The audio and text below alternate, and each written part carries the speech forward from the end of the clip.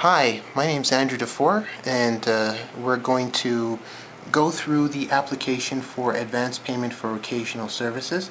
So at Customized Home Care, we do these forms for people who have home care services. So if you're going to do it yourself, you can find this form, the application for advance payment for occasional services. You can find it on the Revenue Quebec website.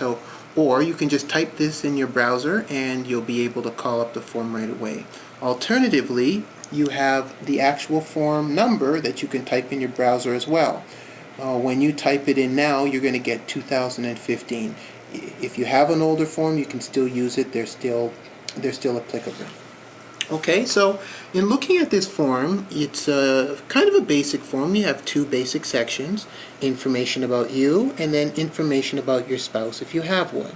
So it asks you for your basic information, your last name, first name, your address, where your city is, and so forth, and your postal code.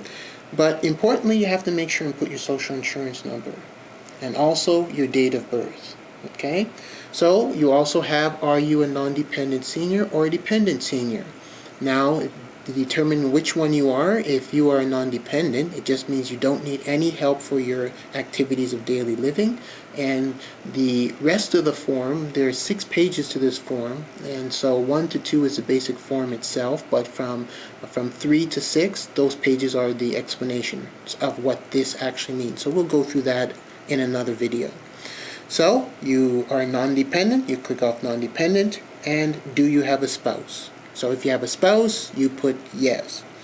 If your spouse died in the year, you still put yes. But if you are a widower for a year or more before, then you put no.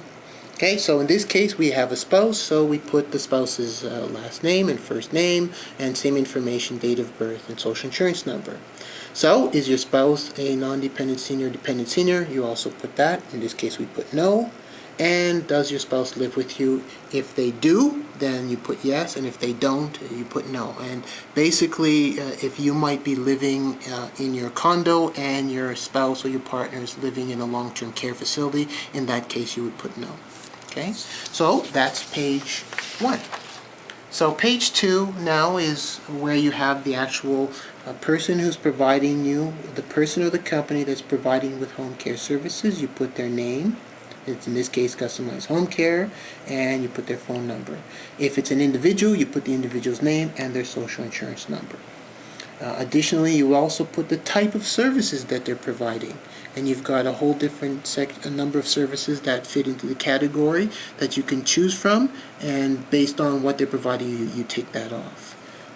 Then you put, for example, you will have here the amount.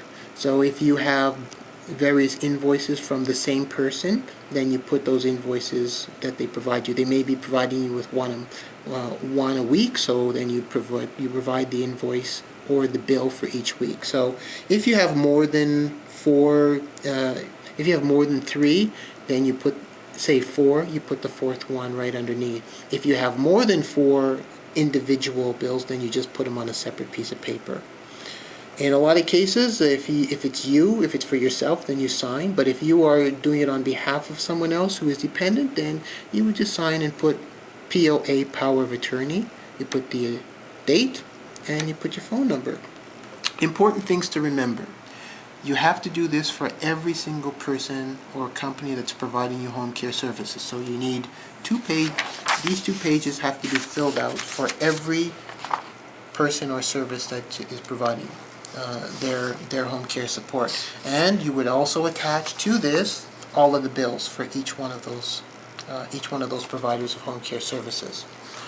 Major criteria for the home care support is you have to have direct deposit. So if it's not set up, all you would have to do is just get a void check and put that void check into your envelope that you're sending to the government, or you could just fill out the direct deposit information that you see here. And here's the address that it all goes to. You put it all in put all the information in your envelope, and you send it off. So hopefully that helps you to fill out your form. The next video is we're going to go through the actual rules that you need to follow when you're filling this out. What constitutes a dependent versus non-dependent, and the rest of the form that we looked at from from pages 3 to 6 has a definition that Revenue Quebec had provided. So thank you very much, and see you at the next video.